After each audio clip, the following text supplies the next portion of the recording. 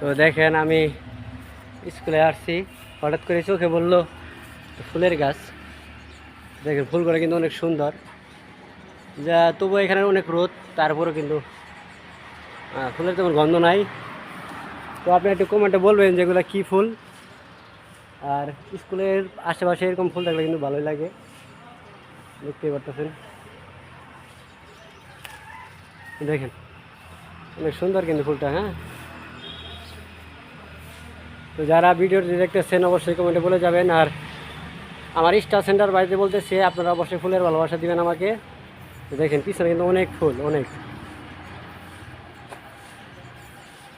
Wow, স্কুলটা কিন্তু সেই সুন্দর। ওইখানে একটা বট গাছ, দেখেন বট গাছটা দেখেন সবাই কত সুন্দর।